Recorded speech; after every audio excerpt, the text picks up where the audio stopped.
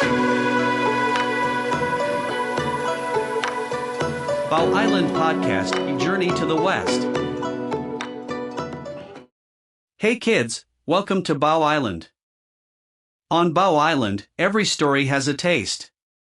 Today's taste is cool mountain breeze and a layered pancake sandwich. This episode, we're in Zhuzihu on Yangmingshan.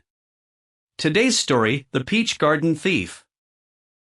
Welcome back to the Bao Island bus. Today I've driven us all the way up Yangmingshan to a valley called Zhuzihu, which means bamboo lake, though there's no lake and less bamboo than there used to be. What it does have, in spring, is fields and fields of calla lilies. White flowers as far as you can see, covering the whole hillside. Breathing deeply, it smells incredible up here. Clean and a little bit sweet. Zhuzihu sits at about 670 meters. On a clear day you can see Taipei spread out below, the buildings, the rivers, the whole basin. Up here the air is cooler, the light is softer, and the world feels very far away. The calla lilies are just everywhere. Row after row of these white flowers on long green stems, just swaying in the mountain breeze. It looks like a scene from a dream. Farmers started growing them here during the Japanese colonial period. The altitude and soil turned out to be perfect. They also grow taro up here, which is where some of Taiwan's best taro comes from. We had taro ice cream last episode, and the taro came from right near here. Full circle. A garden, blooming in season. The right place for the right thing. And today's story is also about a garden. Quietly, oh no. The peach garden. Laughing, you've guessed it already.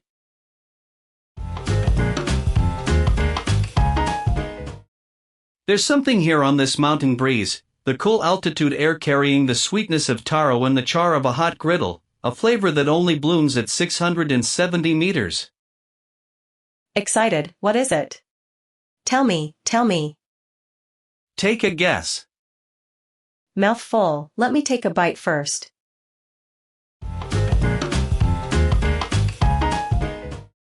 Excitedly, I found the most dramatic food in Taiwan.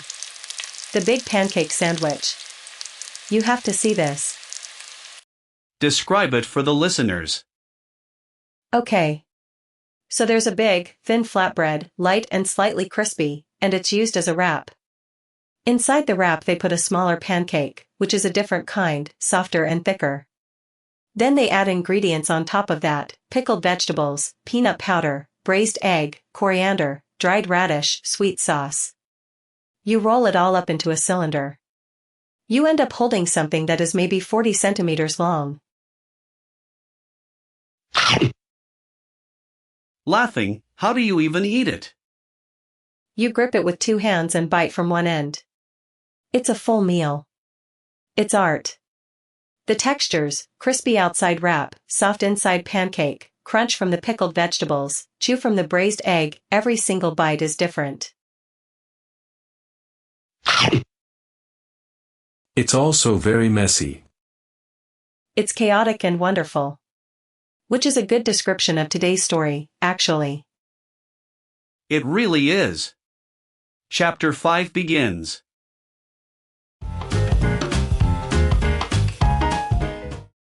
When we left off, Sun Wukong had won his title Great Sage, equal to heaven, with a fancy residence and 2 attending immortals, but no real duties or power. He spent his days wandering around heaven, making friends, visiting other celestial officials, generally enjoying his new home. Living his best life. For a while. But nothing to do becomes boring for someone like Sun Wukong. The Jade Emperor noticed and thought, let's give him a job that will keep him occupied but harmless. He assigned Sun Wukong to tend the heavenly peach garden. The peaches. The famous ones. The queen mother of the West's peach orchard. She grows 3 kinds of peaches. The first variety, in the front of the garden, takes 3,000 years to bloom and bear fruit. When you eat one, you become an immortal. 3,000 years to grow one peach? The second variety, in the middle, takes 6,000 years. One peach, your body becomes ageless, your face stays young forever, you float and fly through the sky. Okay, that's even better. The back section takes 9,000 years. One peach, you live as long as heaven and earth themselves. You become equal to the sun and moon. Quietly, these are the most incredible peaches ever grown in any story, anywhere. And Sun Wukong is the gardener. Oh no. He started the job very conscientiously. He inspected every tree, watered them, made sure the drainage channels were clear. And then? Then one day, while he was checking the middle section of the garden, he noticed that the 6,000-year peaches were ripe. Big. Plump. Fragrant. Pink and golden. Slowly, he ate one, didn't he? He ate several. Laughing, of course he did.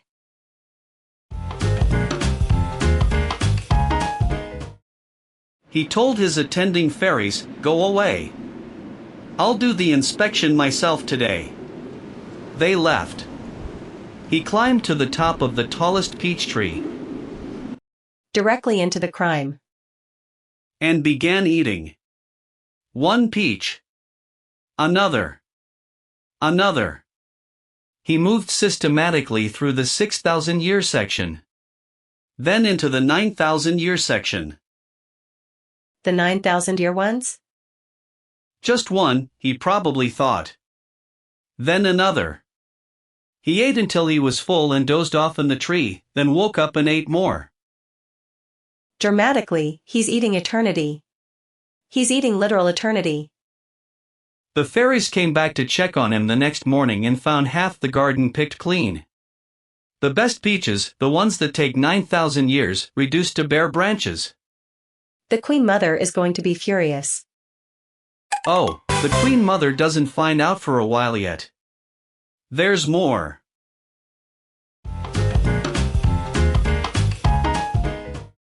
The Queen Mother of the West was hosting her famous peach banquet, a grand feast held every few thousand years, where she invites all the most important celestial beings to eat her peaches and celebrate together. She sent 7 fairy maids to pick the best peaches from the garden for the banquet tables. Slowly, the best peaches that no longer exist. The fairies arrived at the garden. They looked at the front section, all the 3,000-year trees. Fine. The middle section, picked bare. They looked at each other nervously. They went to the back section, the 9,000-year trees, completely stripped. What did they do? They searched the whole garden. In a peach tree near the back, they found Sun Wukong, asleep, with juice on his face. Dramatically, caught red-handed. Peach-handed. He woke up, saw them staring, and had the nerve to ask what they were doing in his garden. They explained, "We're here to pick peaches for the Queen Mother's banquet. She's expecting them today." Sun Wukong stood up. He said, "The Queen Mother's banquet, have I been invited?" Has he been invited? No. He had not been invited. He asked anyway, "Who else is coming?" The fairies listed everyone. Every important celestial being. Every Buddha, every immortal. Every senior official in heaven. His name was not on the list. Quietly, how embarrassed would you feel? He didn't show embarrassment. He showed something else, curiosity. He said, "Tell the fairies I'll be there shortly." Then he cast a spell on the 7 fairy maids, froze them in place so they couldn't warn anyone, and flew straight to the banquet hall. He just invited himself?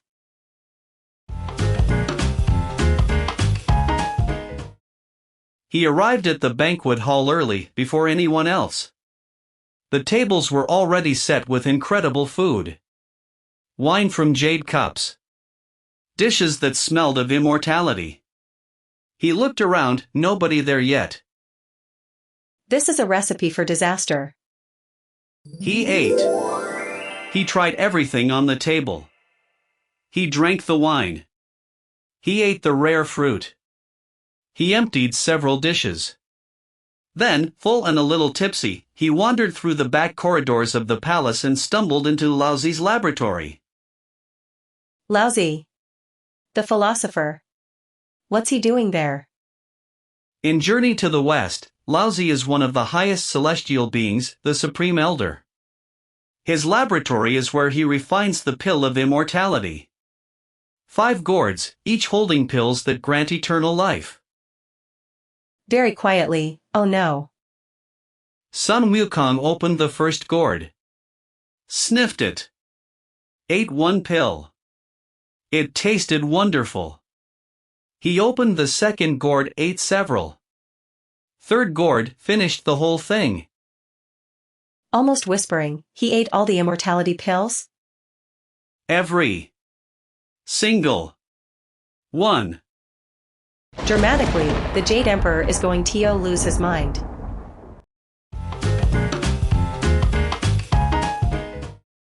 Story pause. Let's walk through the lily fields for a few minutes. Walking, these flowers are so beautiful. And they're growing on a volcano. The whole mountain is volcanic and somehow this produces the most delicate white flowers. Contradiction is often where the most beautiful things grow. Hot springs and soft tofu. Stinky tofu and delicious flavor. A monkey in a heavenly garden eating the most sacred fruit in existence. Laughing, you always find a way. Zhuzihu has another thing worth knowing.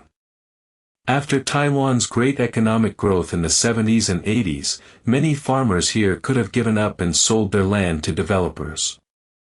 They chose to keep farming, but shifted to flowers and tourism rather than just food crops. They reinvented the valley. So the lily fields are the result of people choosing beauty over development. And it worked. Hundreds of thousands of people visit every spring. There's a lesson in there about what gets preserved and what gets lost. And about what happens when someone in a position of responsibility eats everything that was supposed to be saved for others. Wincing, Sun Wukong. Back to the story.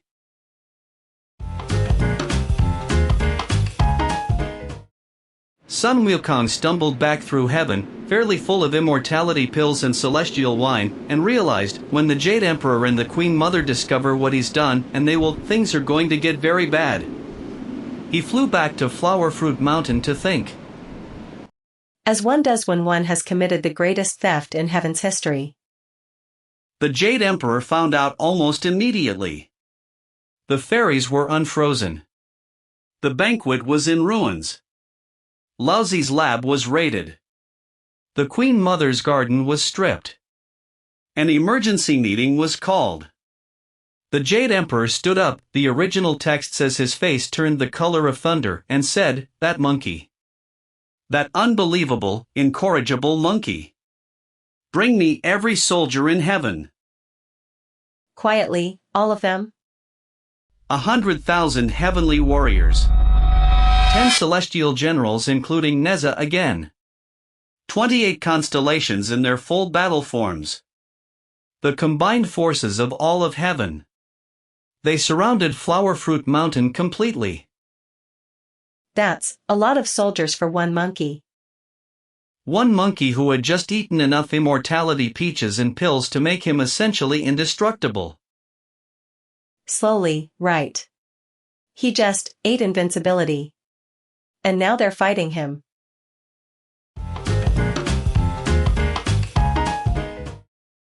Sun Wukong stood on the peak of Flower Fruit Mountain and looked up at a sky full of heavenly armies.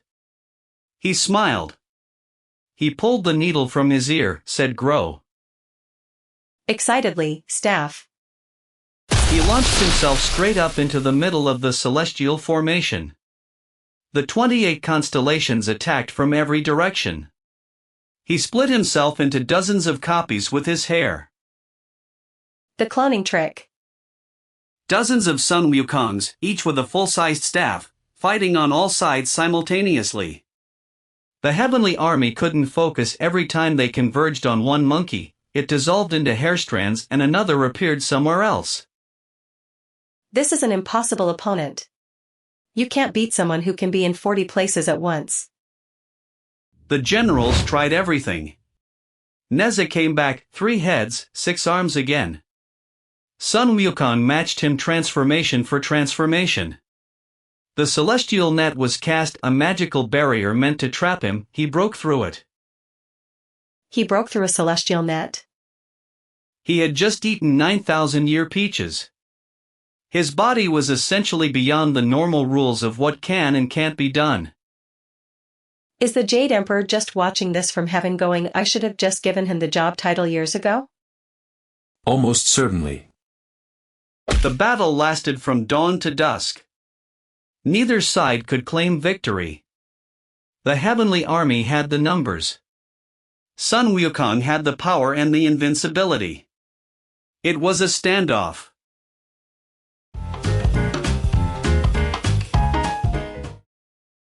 We've come back through Beitou on the way. Bao found the hot spring tofu again. Contentedly, after all that fighting, some calm tofu is exactly what we need.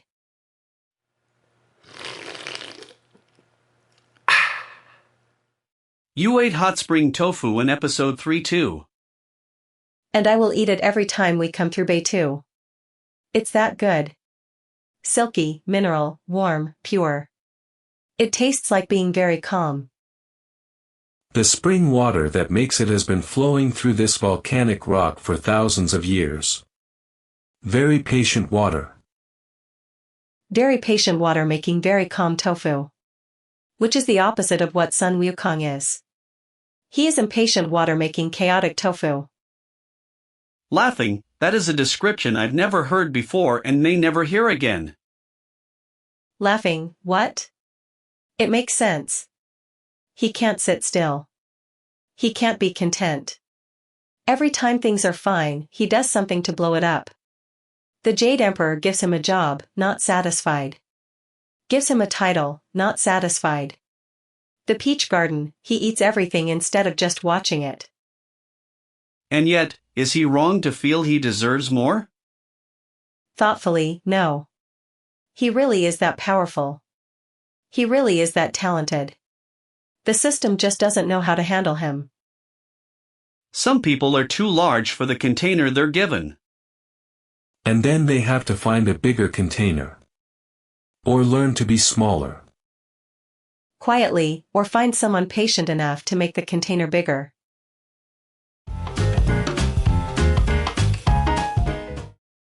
Here's what I find fascinating about Chapter 5. The Jade Emperor's plan was clever: give Sun Wukong a meaningless title, put him in the peach garden, keep him harmless and occupied. And it almost worked. Sun Wukong was genuinely happy for a while. But he ate the peaches. He ate the peaches because his nature is like this: he cannot be near something wonderful without wanting to experience it fully. He can't be a guardian who never touches what he's guarding. He's not built for restraint. Not yet. So the Jade Emperor's plan failed because it misunderstood the monkey's nature. Exactly. You can't contain a fire by putting it in a room full of firewood and hoping it doesn't notice. That's on the Jade Emperor, actually. Is it?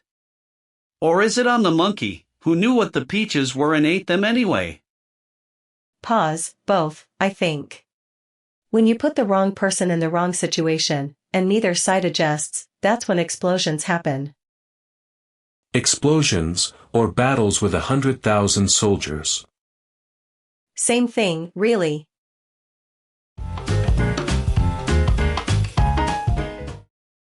So where does the story go from here? The battle is a standoff. Heaven can't beat Sun Wukong by force. What can they do? Another plan? Laozi steps forward and says, "Your Majesty, I have a furnace. The 8 trigram furnace, the one I use to refine immortality pills. It burns at 8 different intensities. Even the most powerful being, put inside it long enough, will be destroyed.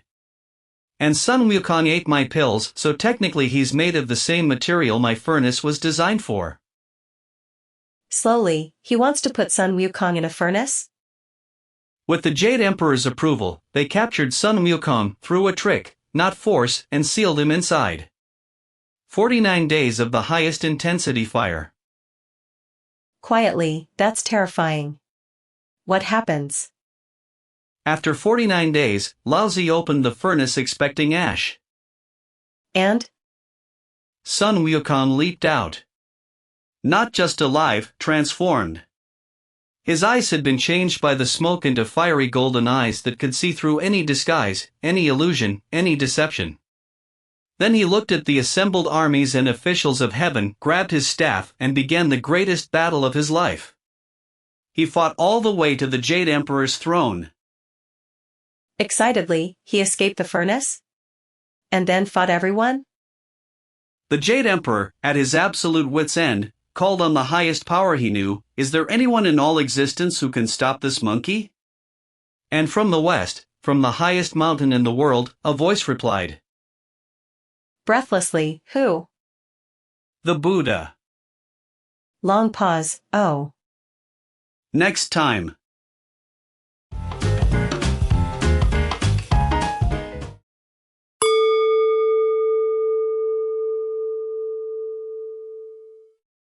Time to wrap up. The Lily Valley is settling into the late afternoon light. The flowers look golden in this hour. Today we came to Zhuzihu, a garden on a volcano, flowers covering the hillside, the whole city visible far below. We ate a big pancake sandwich as long as your arm, layer upon layer of flavor and texture. We had hot spring tofu, calm and mineral and warm. And we followed Sun Wukong as he ate the sacred peaches, crashed the Queen Mother's banquet, stole every immortality pill in Laozi's lab, fought 100,000 heavenly soldiers to a standstill, and was eventually put in a furnace for 49 days. And came out stronger. He came out stronger. How is that a punishment? That's the thing about trying to destroy something that doesn't want to be destroyed. Sometimes you just make it fiercer. What does that mean for the story? The Buddha steps in. And the result changes everything, not just for Sun Wukong, but for the next 100 chapters of the entire journey. I cannot wait. Softly, the lily fields are golden now, and somewhere a furnace is still burning, but what comes out the other side might surprise everyone. On Bao Island, stories grow up with you.